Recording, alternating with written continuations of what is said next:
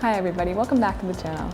In today's video, I'm going to highlight 5 habits that affect the physical, emotional, and mental health. Building good habits is a wonderful goal, though it takes time, practice, and good judgment. I think a much simpler place to start is to stop the habits that we know aren't serving us. Now, I know that you have things that you want to accomplish, traits you want to develop, and skills you want to hone. So I encourage you to listen to that little voice inside of your head that says that you can do it.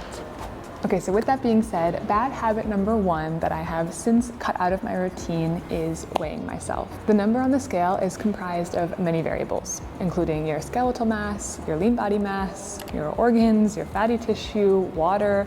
It goes on, and it can fluctuate daily. And especially for my ladies watching, it can fluctuate a lot depending on where you are in your cycle. I think a better indicator of your overall health is to focus on how you feel and how your clothes fit. I often ask my clients, is it the number on the scale that you want to change or your body composition? What if you weighed the same, but you looked and felt entirely different? Stronger, fitter, faster, and just better in your body. Most people, in my experience, have said, yeah, the number, I want that. And that is exactly what resistance training gives you. Muscle mass is denser than fatty tissue, so by putting on more lean mass, you may end up weighing more, but your body will look entirely different. My takeaway here for this one is it's no bueno for the mental health to fixate on the number on the scale. You are worth much more than that. Going off of number 1, bad habit number 2 here that is no longer in my routine is intermittent fasting. Now, I used to view intermittent fasting as a kind of panacea, a cure-all for any malady I was facing. And when I found out about it, I jumped on hard to this train. However, it may be counterproductive to the goal of building muscle. As is the case for most things in life, there is a trade-off to everything. So the benefits that you may reap from intermittent fasting, be it increased insulin sensitivity or increased mental clarity, may be negated by the fact that you're not meeting your daily caloric intake. And as such, you could end up feeling sluggish and fatigued in your workouts, thus jeopardizing the crucial goal of building lean muscle mass. Now, I don't know if you knew this, but the body is a highly intelligent machine. When calories are restricted over a long period of time, the body adapts through a series of processes, including decreased NEAT, also known as NEAT, non-exercise activity thermogenesis, and decreased TEA, thermic effective activity. So even if weight loss is your goal, I think a much more sustainable and enjoyable route is to focus on building lean body mass. Increasing your BMR, your basal metabolic rate. Basal metabolic rate makes up the largest portion of the metabolic equation, at about 70%. It's the amount of calories you burn at rest. So even if you were to spend the entire day in bed, not moving and not eating, your body would still be burning calories through things like the digestive process, thermogenesis, your brain.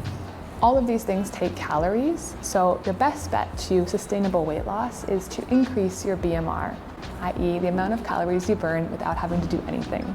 And it just so happens that by increasing your lean body mass, muscle tissue, you increase your BMR. Once again, we circle back to the importance of resistance training.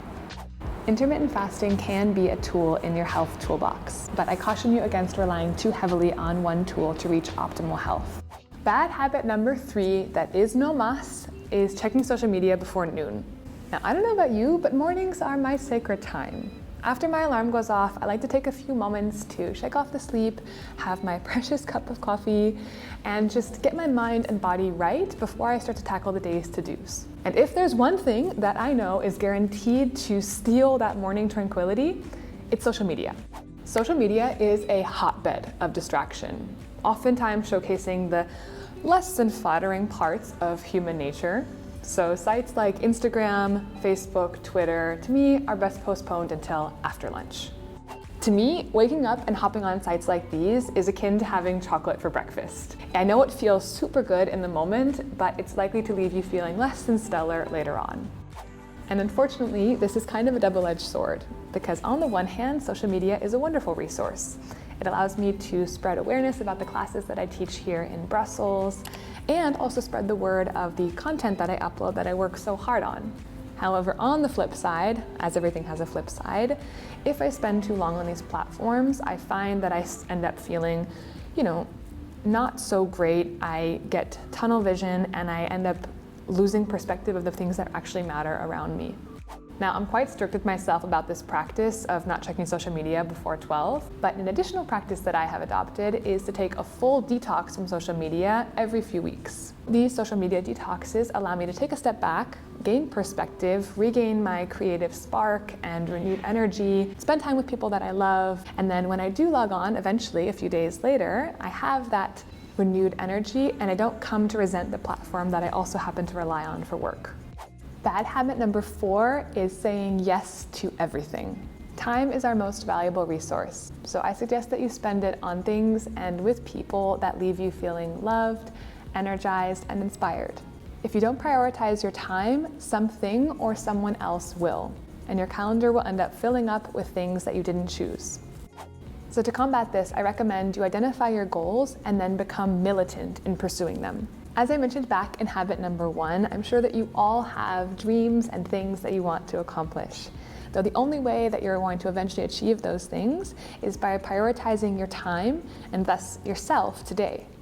Now, this is a little bit different to saying yes to everything work or experience-wise.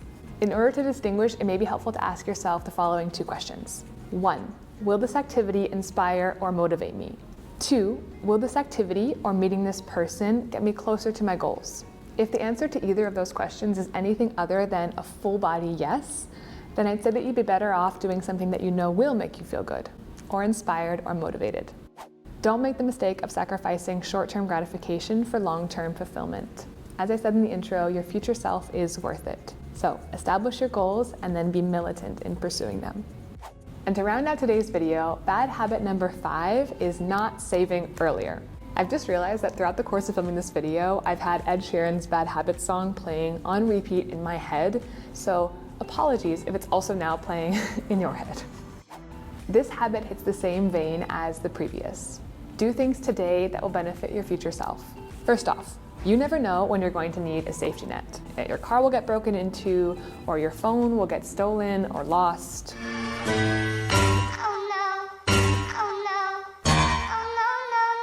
Basically, when life serves you a shit sandwich of things that are out of your control, but that require some money to fix. So my solution to this is to identify the things that you want long term, be it a holiday or a new camera, or to finally sign up for that cheese course because you've been having dairy dreams about it for months, whatever it is, and to start making steps towards it now. I don't know about you, but when left to my own devices, I like to choose the lazy road often traveled. I like to do things that satisfy present Allie, like buying a new pair of leggings or ordering Uber Eats for the 5th time during the week because I can't be bothered to cook after getting home at 9 p.m. I like a good poke bowl, what can I say? And the same is true for savings. When it comes to putting money aside, I like to find the most idiot-proof solution possible. And in the savings world, this is called automatic debit. We live in a wonderful time, full of apps and gadgets designed to make our lives as easy and streamlined as possible.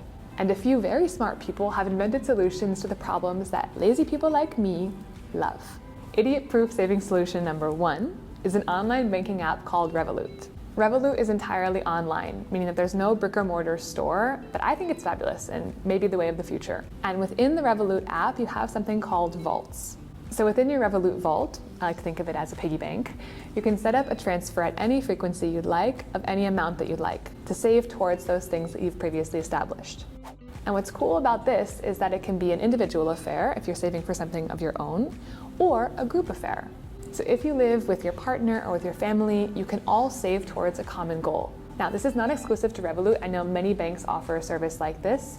It's just that I happen to use Revolut. I really like it. And as I said, it's proven to be quite idiot-proof.